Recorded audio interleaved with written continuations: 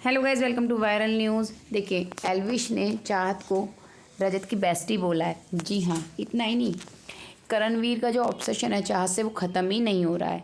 पता नहीं यहाँ पे भी चाहत को क्या क्या बोल डाला, स्लैप करना चाहते हैं, मतलब चांटा मारना टाइप। वो एक सेगमेंट होता है ना, और फिर बोल रहे थे कि एक्टिंग ही चल रही है इसकी, अभी तक कट नहीं हुआ है, विवियन का डायलॉग है ना। चलिए बताते हैं पूरी बात। 21 लाख मुझे नहीं मिले तो किसी को नहीं मिलेंगे, ये इसका ऑप्शन ख़त्म नहीं हो सकता। चलिए प्लीज़ पूरा वीडियो देखिए। आप जानते हैं एक एल्विश का पॉडकास्ट आता है जिसका नाम उन्होंने रख रखा है पॉडकास्ट एल्विश। जी हाँ, उसमें अभी बिग बॉस 18 के विनर करणवीर पहुँचे थे, वैसे जिन्हें कोई विनर मान नहीं रहा है। एक्चुअली इनको ये तो पता चल गया था कि चाहत के लिए बाहर सपोर्ट है।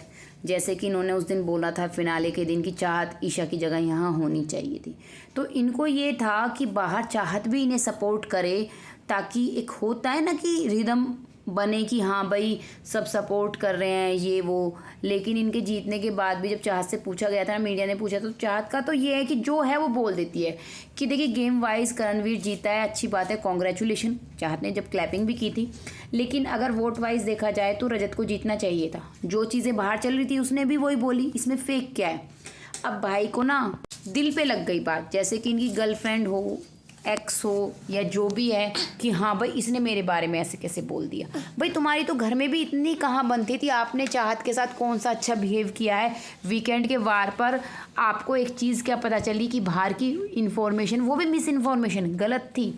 आपने लगातार उसके लिए उसका मजाक बनाया, उसकी मम्मी का मजाक बनाया, और जब बाहर आ गया आपको पता चल गया कि वो इन्फॉर्मेशन गलत थी, तब आप इस पॉडकास्ट में भी उस चीज़ का मजाक बना रहे हैं। एक्चुअली आपको मतलब जैसे फैंस कह रहे हैं कि मांगनी तो माफ़ी चाहिए थी कि भाई मैंने उस चीज़ के लिए चाहत को बार बार मॉक किया कि बॉयफ्रेंड है, 21 लाख रुपए, नाम, ये वो बता दे, ये सब चीज़ें।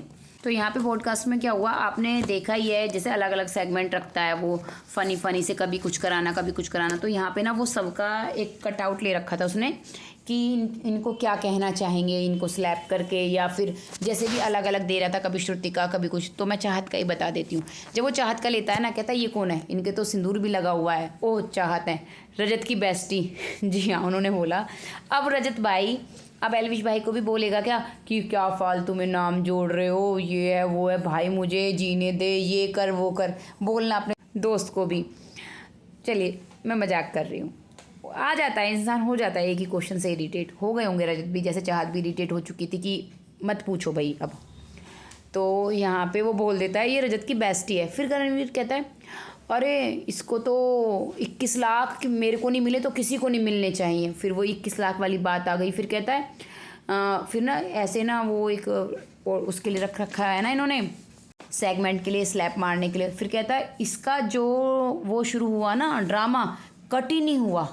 भाई मैं कह रहा हूँ कट लगा ही नहीं, इतना ड्रामा हुआ। एक्चुअली जब से चाहत विवियन की पार्टी में गई है ना, बहुत मिर्ची लगी हुई है लोगों को।